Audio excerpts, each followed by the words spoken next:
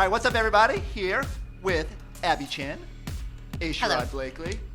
We have muscled out Kyle Draper yet True. again. We sent him away. Upgrade. Sent him to Louisville, where he already jinxed the #1 team in basketball before. Is that where he is? He went to Louisville? Yeah. That's how you say it, by the way. Louisville. Louisville?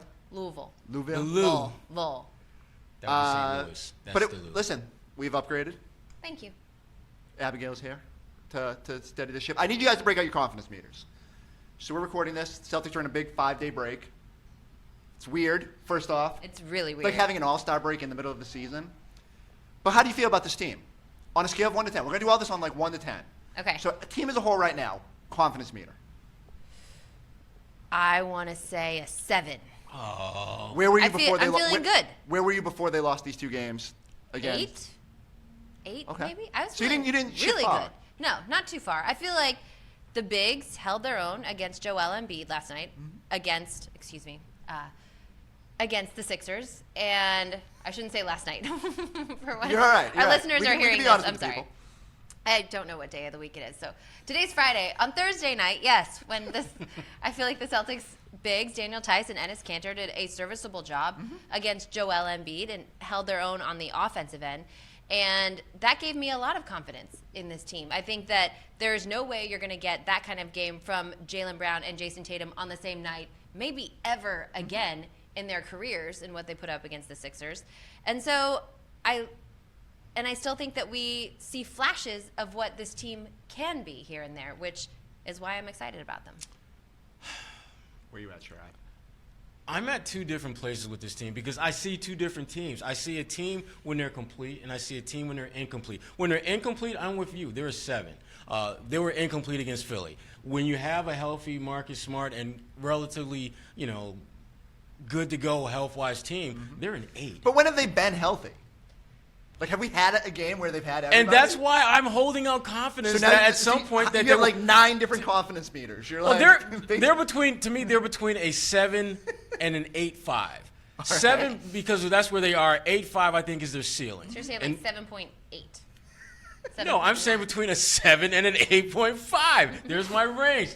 We didn't have to be definitive with our numbers. I'm giving you a range, and that range is based on the fact that you look at the game that they played, against the Sixers. And you pointed out, Tice, you pointed out, Kanter, their scoring and rebounding combined was maybe 1 bucket and maybe 1 rebound away from what Embiid did. So you held your own there. And you talk about health. They also didn't have Rob Williams, another body to throw at Joel Embiid.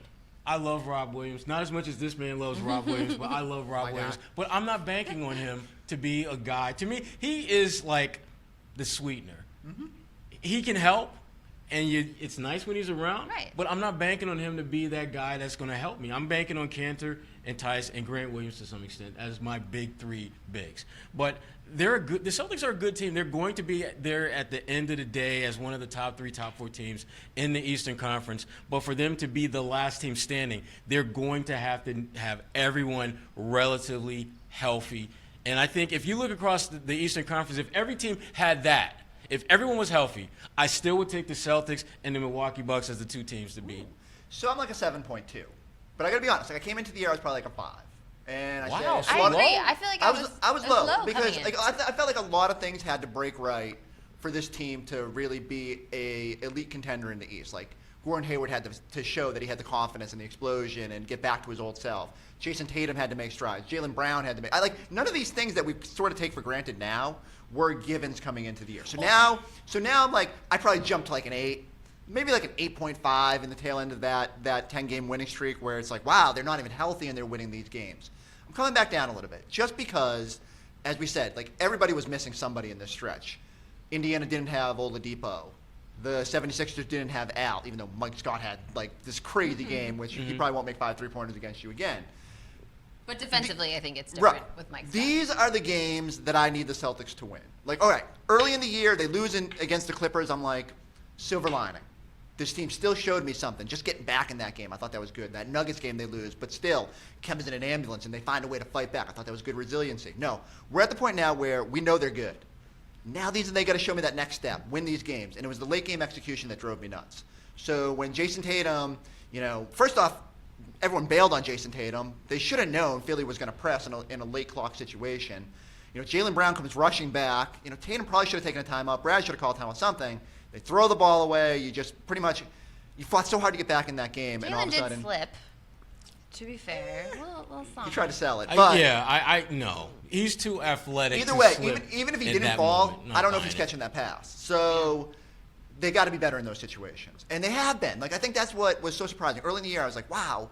They're really confident in the fourth quarter. They don't make mistakes. They don't hurt themselves. And it feels like lately they have. And so that's the only reason I come back down a little Well, bit. part of it is, I think, to your point, they work so damn hard to get back into the game that down the stretch, I just don't think from a mental fatigue standpoint, I think it really starts to wear on them. And they make the kind of mistakes that if we're talking like minute 46 of the game, it's probably going to happen, but it probably wouldn't have happened at minute 26 or minute 16. And that's why they need as many healthy bodies out there as possible. I mean, the last couple games, we talk a lot about what Marcus Smart means to this team, but it became painfully obvious as you watch Malcolm Brogdon dribble, drive, suck in the defense, kick to a wide open shooter, three-pointer, over and over and over again. Why you need him. And you need all those guys to be in the roles that they're supposed to play. I think back to what Brad was saying before the Indiana game where he talked about how with the Pacers, they have a lot of guys who play their roles. They do their roles, and they do their roles well. He said maybe better than anyone in the league. Right, and he's right. His team doesn't do that, in part because they don't have all the guys healthy enough to play their roles. I would love for Gordon Hayward to have a game where all you need him to do is score a little bit, facilitate, and not have to be an impact defender. Because I thought he got kind of torched in the last couple games. I thought there were way too many times where he was just trailing the play, forcing the defense to suck in, and you're on the floor with Cantor, and that's just not good when you need him to be that last line of defense. That was my one tweet last night. I miss Marcus. Because there was the play early on where Joel Embiid, going for a rebound, just threw Jaylen Brown onto the floor. And you have Marcus Smart out there. He is not taking that. And he is going to remember that. And Joel knows this remind firsthand. Joel knows this firsthand. And Joel, right, is very aware of Marcus Smart. I miss that physicality, that dog in this team that I feel like they did not have in this back-to-back without Marcus Smart. And I do find it interesting, and maybe I don't think that it is all because of Marcus, but Kemba Walker, after the loss to the Sixers, I asked him about what he feels like is missing, and he said, I thought it was really interesting. He said, we have to learn how to win. And I think that they were doing that early in the season, and maybe it was because those four with Team USA had been together in those late game situations, whereas the teams they were playing hadn't been there yet, and now teams are starting to kind of rise to their level. But then also I feel like they're missing pieces, and when you don't have those options that you're used to having in those late game situations, it puts everyone else in a different position. I don't think it's any coincidence that really ever since Marcus Smart started to get banged up or has missed time, they're like 7-6. Yeah. So, maybe he was the MVP. We put a lot of that, was he the best player early in the season, and did his defense take this team to another level? I think maybe it's fair to suggest that. All right, confidence meter, blue Sherrod. guy. Bigs as a whole. I felt like the last 7 days has been a really good test, right? From Denver and Jokic to Indy and Sabonis and Turner, and then Embiid with Philly.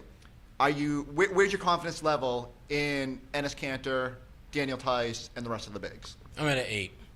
I'm at an 8. high. And I'll tell you why. Because they have shown the ability as a group to hold their own against the top bigs, and then it becomes a matter of the guys around them. Can you win your matchups? Because if you're looking at Kanter and you're looking at Tice versus whatever center, if those two combined can hold their own at both ends of the floor, make those guys work a little bit on defense while trying as best you can to limit what the opponent can do offensively, that's your best shot at having a successful group. And the other thing, too, is you're not going to get a better player at that position. We're going to hear about Kevin Love rumors until Kevin Love gets traded somewhere Not at the outside price of that you Boston. want, or But you're you're willing to not pay. going to get a player that is not going to either help you, or if he can help you, he's going to devastate your roster and potentially your chemistry if you make that move. And so to me, the best case scenario for them is to keep the guys they have, keep them healthy, and roll this thing out. Because I still think if they've got all their pieces together, Milwaukee is the only team at this point that I'm worried about. And Milwaukee, they're so locked in to winning every damn regular season game out there. Which is weird. I thought they would pull back, but I They're agree. not pulling back. They're not at all. I mean, think when that's a reflection of Giannis. Yeah, when I saw Giannis sitting out the game against New Orleans, I thought, oh wow, load management. No, he was actually hurt. He had a legitimate injury, so it wasn't even like they were looking ahead that this is a bad team we're playing. Let's sit him. He was legitimately hurt, and I think that could potentially bite them in the ass come playoff time because those guys are going to be again working so hard to get that number one spot. But if you're tapped out energy-wise, it's not going to help you because all it takes is one game for you to lose what you spent an entire season working towards, and that's home court advantage. Big confidence meter. In the bigs themselves, or as a unit, as far as the other guys? Because I think that's what helps boost these bigs. Yes, we have heard Jaylen and What's Jayson your number? talk about. She's talking around a number. That's She's 6.5? trying to ramble. wow. 6.5? Okay. Just in the big group in general. But I feel much more confident in the Celtics defensively, playing as a whole, everyone on a string, helping out. That I give about an 8. I'm big on the bigs. I came into the season at like a 3. Right? I was with everybody. Oh, they got to make an upgrade at some point. They're going to have to find a way. Who's going to guard Giannis? Who's going to guard Embiid? Now I'm almost at the other end of the spectrum. I'm like an 8.5 right now. Wow. In part because, as Sherrod said, I don't think there's a move out there that you're going to make that is going to upgrade this group. And I just think you have to be content with what you've got. And this week, they showed me something. Okay, yeah, Jokic goes off for 30. But they made them run the offense through him. They made him work for everything he got. They made Embiid, make the right pass. There's not going to be many nights where Joel Embiid gets that many touches and that many post-ups and only turns it over twice. That's on the Celtics. They were not as crisp with their rotations. We talk about it. Marcus Smart's out there. I think it's a lot different. So I think you can get by with Enes Kanter being the primary guy on Embiid. I think you can get away with a lot of Daniel Tice. I thought it was great that they started Tice. Gave him the opportunity because I think it would have been easy to say, we had some success with Kanter on opening night, let's just go with that. But then I think Tice sits there and questions himself a little bit. I think Tice has done a lot to earn that starting job. So I think he's just going to roll with it. And then, the wild card in all this, my guy, Robert Williams, who I do think gives you just another dimension when he's healthy. I'm shocked you didn't say Taco. Well, I mean, you could throw Taco out there too. I would. Here's the problem. It was funny because someone brought this up earlier today to me, and I said, well, I don't hate the idea of running a 7'5" guy out there. The downside is he's a two-way player. You could flirt with that in the regular season, maybe call him up for the last Philadelphia game, see what you've got. But if you want him in the playoffs, you got to sign him to the roster. So I don't see that happening. And I just think you can get by with the group that you've got. And so if Robert Williams gets healthy, and now listen, he's dealing with a hip issue. Team is obviously concerned about it. I've been told that they've done some scans that there's no signs of damage, but they can't figure out why it's continuing to be an issue. And that's why they're sort of taking a step back here and trying to get him right so that it doesn't continue. And we can't every forget, couple he games. came in with a lingering knee Right. issue that kept him out Right. for much of his He's college had career. some as sort well. of little injury pop up with every chance he's had to really Yes. take a big step forward. And It's I gotta think be that's disappointing frustrating. both for player and the organization because he's talented. I don't know what his ceiling is, but I want him out there to sort of be able to judge that. But I'm very confident in them as a whole. But your confidence meter is in this group as it is when you look across the league. But is this a group that can win you a championship? I don't see why not. Like, you have 4, what we would call all-stars, right? Like, between Jaylen, Kemba, Jayson, and Gordon. Like, I don't need a 5-man like Kevin Love that needs 10 shots a game. I I need someone who's definitely content to don't set need Kevin a good screen, roll and make an open dunk when they get the chance, but that doesn't need the ball in their hands. And even if you're talking about a closing time lineup, you're going to have Marcus Smart out there. So I don't see why there's this big need to get another big that's just going to be mad that he's not getting playing time, that might pout when he's not getting time compared to Daniel Tice, who's cost efficient. So I think for the situation, yes, I'm an 8.5. Am I in a vacuum? Am I an 8.5 on Tyson Kanter and Rob Williams? No, but for this situation, I think it's perfect. Well, for you to get out of the East, you have to look at the teams at the top, and you're talking about Philadelphia, you're talking about Milwaukee, Toronto to some extent, Indiana. And you know that you have basically you can cobble together guys at that middle position that can hold their own against those guys. It's what can the Jaylen Browns, the Jayson Tatums, the Kemba Walkers, those are the guys that are your foundation. Gordon Hayward, they have to carry you to success. If the guys at the center position can just hold their own, you don't have to be great. You don't have to be all-world. You don't have to be able to dominate Anthony Davis or anything like that. You just have to be solid and let those other guys handle their business. That can get you out of the East. But championship, I don't think so. I don't think so. I'm looking over at the West. The Lakers. I'm looking at I'm just you don't even have to go outside of LA. You could just simply stay in LA. Yeah, and look at Lakers are a bad matchup for them, but Right. Clippers, I think they can match up. I mean, now Montrez didn't get dominate them. I think in a best of 7, you're talking at least 4 games dealing with Montrez. Forget about Paul George. Forget about Kawhi, because they're going to do what they're going to do. Sleeping on my And guy then, Tice. and then sweet Lou Two healthy Williams. meniscuses. Woo, come on now. I'm right. not a huge fan of the Clippers, but damn, they got a damn good roster. And don't forget the ultimate pest, They're deep. Patrick Beverly. No, Him and Marcus don't want Smart to see will- them. We don't want those. They might get suspended for 7 games. Let's take a quick break to tell you about CVS Health, where pharmacies are just part of what they do. From home care managers to administrating intravenous treatments in patients' living rooms, they bring care to those who need help most. From refusing to sell tobacco to making all their own skincare products paraben-free, CVS Health knows what you don't sell is as important as what you do. And when you put people at the heart of health, people take health to heart. CVS Health, where health is everything. Not all services available in all states.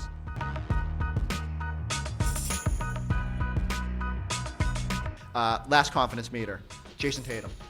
Struggled with his shot the last couple games. It felt like he was their best player on the team for the first 15, 16 games of the season. Maybe he's starting to come back down. He struggled with his shot really all season, but it's maybe more pronounced the last couple games.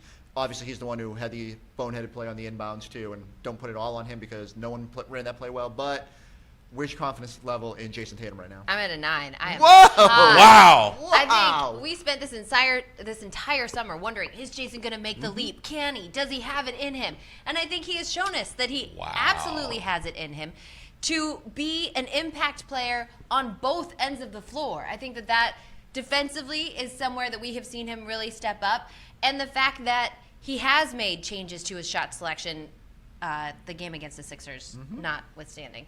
But I think he's aware of it. He wants to be better. I think he wants to make the right basketball play. And he has made some amazing passes as of late. So I feel like his court vision is there. We forget how young he is. He is 22 years old, and I only see his game getting better. Well, Abby, I'm not quite where you're at. In fact, I'm not really all that close to where you're at. I'm more like a 7 now. Whoa. And here's why. Here's why. As much as he has shown growth in his game, and I agree with what you said, he has definitely gotten better. He's playing with a guy in that same age bracket who has shown greater growth and is showing the ability to be an even bigger impact player because he can impact the game not only in terms of being in the right position, which I think Jayson does a really good job with, but Jaylen Brown makes plays defensively, and he's making shots, big shots. When you look at the comebacks, he may not be the guy making the game winner, but he's getting you in position so that you have a shot at winning the game. Jayson, bad night against the Sixers, made big shots in the fourth quarter. Yes, but the fourth quarter as opposed to the first, the second, and the third when they really could have used that. Yeah. I think that Jayson Tatum is going to be an all-star this year, but I think it's going to be a lot closer than people thought it would be between him and Jaylen. And it has more to do with Jaylen Brown's growth than it does Jaylen's regression. But Jayson has not elevated his game to the level that I thought it would be. I thought he would be hands down, beyond a shadow of a doubt, the second best player on this team. I think that's what the Celtics need from him. And that's not the case. He is not the clear-cut number 2 on this team. See, I think he's been the clear-cut number 1 at times. The advanced metrics show the team is just different when he's on the court. And I know it's changed a little bit right now. And I will say, Kemba goes off of 44 in Indy, and it still wasn't enough, And that's not anything on Kemba. Kemba didn't have a great fourth quarter there. Obviously struggled in the second half against Philly. Tatum still, my confidence meter on Tatum right now is probably like an 8. But what I want is the consistency, the same player who steps up and makes those shots late in the game has to be the one who's collected on that inbounds. And I just think sometimes that's the one part of his game that I'm still a little leery on. I think the shots are going to fall eventually. He's too good to continue shooting. I think he's shooting 42% on 2-point shots. He's more like 50% for his career. Some of those layups, those floaters just haven't fallen. I don't think that's going to be a long thing. I think he's just in a funk right now a little bit with that shot. I'd be surprised if it lingers. And yet, I go back to it. He makes scoring 20 points look easy. But if he has that consistency, all of a sudden it's 26, 28 a night. He's hitting 30 every now and then. I think he should be, by the end of the season, the clear-cut number 1, the guy you want to go to in those late game situations. To me, that's just what's so fun about watching this team. Even seeing them against Philadelphia and that defense, they put defenses in such tough positions. You have to make so many decisions when all 4 of those guys are going. I mean, there's nothing you can do. What is my confidence meter in Danny Ainge after not keeping Matisse Thybulle in the draft? Not picking. 0. No. I love Matisse. I just want He to did harp make on some this. shots early too that hurt a little bit, stung. Yeah. But Matisse is going to be a good. Matisse is good. Matisse is really good. Watching him play defense, and he was one of the primary defenders on Kemba. Think about tasking a rookie with going out there and guarding one of the best isolation ball handlers in the league, and he does it. He does it well. He switched on to Jaylen. Matisse Thybulle's really good. Well, to me, he is a special defender in the same ilk of a Marcus Smart, of a Gary Payton, guys who are just phenomenal at that end of the floor. And he's 20 games in. We'll put him in the Hall of Fame. I'm just telling you right now. I watched a lot of him in college Gary because he was Payton. coached by a former assistant coach at Syracuse, and so I had a vested interest in watching him play, and he can defend. Unlike I'm not saying anyone he in the can't defend, he was but, he was two-time conference defensive player of the year. That does not happen. Granted, your guy Grant Williams was also pretty good player. He was two-time SEC player. Your guy, Time Lord, was two-time defensive player. That is true too. Once he's healthy, he'll probably win every award possible. But speaking of my guy, we do have to at least keep Drapes a part of this show. So we're going to give out my guys of the week. Tough on a 2-loss week, but we can roll it back a little bit too since our last real pod. So we can conclude maybe that Denver game where the Jays were fantastic at the end there. Who has stood out to you this week, Abby? this week. So that includes Denver. Yeah, you can throw in Denver. I'm going. That you're struggling with my this guy. shows that it's been a tough week. I didn't know that we each got to pick a guy. Yeah, I thought that's you my just, guys of the I week, thought Abby. you Do just you listen to the podcast? when got we're not, to give when your you're not guys. on here? I actually do. Okay, I thank do. you. I'm sorry. The last one I listened to, though, there was no my guys. We don't do it every the time. Sixers. Sometimes we Oh, forget. okay. But when I'm in the host position, I make sure She's we get stalling, something. I was folks. gonna say I vote She's for cutting stalling. this part out. All right, I'll go first. So my guy of the week is Ennis Cantor, my co-host on the Oh. Ennis Cantor Show. Okay. Had his best game Some of brown on your his- nose, right there. He had his best game in a Celtics uniform the other night. Not only did he give you the scoring burst with 20 points, but he was able to give you some defense. The numbers were, I think, Embiid was 3 of 11 shooting against Cantor. Everybody else was 7 of 9. And so listen, that's a little bit skewed. People, I put that on Twitter. People are yelling at me. I get it because like a lot of the times he's the primary defender. Embiid's kicking it out of a double. They hit a 3-pointer. Well, did that defense really help? Probably not. But the fact of the matter is, a lot of people told me Ennis Cantor can't play any defense, that they would struggle when he was out there. I thought he showed me a lot this week. Since he's returned from that knee bruise, he's been excellent. I think he's going to be a monster part of what they do this season. Okay. Are you guys still don't have a my guy? I do. Okay. You had actually Cantor was my guy, but my next guy would have to be the guy that starts ahead of Ennis Ooh, Cantor. I don't mind this. Daniel Tice. Again, Tice has been a guy that has been under the radar for this team for the longest time. He's a starting center who's making $5 million a year. Great bargain that you're getting out of him in terms of impact, in terms of salary, and he's a really, really good defender. People, I don't think, realize that when he came to Boston, that was his calling card. He was Defensive Player of the Year over in the German league that he played in. He's also been able to expand his game. He's knocking down some threes now. And we know he's one of those guys, if he sees 1 or 2 go in, he's probably going to knock down 2 or 3 more before the week is out, because he's that kind of rhythm-type shooter. And Kemba Walker, I think, is developing some nice chemistry with him on pick and roll. I thought they did a great job of putting Embiid in a really tough spot where Embiid either had to leave Daniel and go and try to take Kemba's shooting lane away, or just stick with Daniel. And he decided to leave Daniel, and Daniel made him pay repeatedly. So that's my guy. My guy is Kemba Walker. I mean, Wow. putting up 44 season high, first 40 piece for the Celtics in almost a year. They lost. It was fun to watch, and I don't want to throw anyone under the bus, but Do it. he may have gotten cold on the bench. Ooh, whoa, shots fired. I'm Ooh. kidding. Right. I don't have any sort of credential to question that at all. I'm just saying. that He did get cold on the bench. One of the though. confidence meters I was going to throw out there is your confidence in Brad Stevens' challenges. He's really improved his record. High. Nine. Yes, 9.5. I'm at a 9. Yeah, but like here's the problem. Every time he challenges, it's like it's been the swipe on the ball, and so they have to do a jump ball, and then the guys lose the jump ball, so they don't really get anything out of it besides like saving a foul. Well, and that to me, for a team Wouldn't you that have packs liked- a lot, that is. Wouldn't good. you have liked to have that challenge so that you could say, hey, like they dragged down Jaylen Brown on that inbound, so you would have a chance to challenge that one instead of the random like Enes Kanter foul. he in the wasn't going to second win quarter? that one on Right. the end of game inbounds that he Yeah. flipped. He wasn't going to win that. They one. weren't going to win that No. one Mm-mm. No, where Jaylen got dragged down. at the end of the game. Yeah, where that we were just Jason talking Tatum about. threw the ball away. Yeah.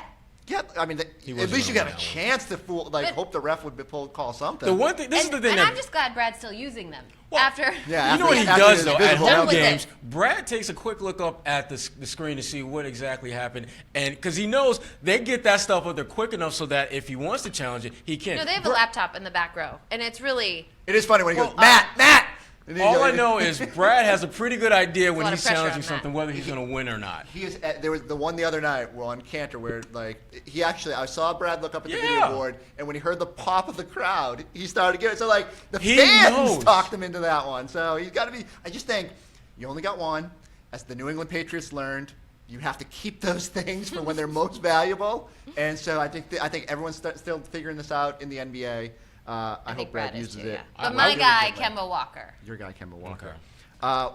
We're going to get out of here on this next week. I mean, it feels like we have 27 days until the Celtics play again. Wednesday night, Marcus Smart Day on NBC Sports Boston. In Dallas. In Dallas. Going home.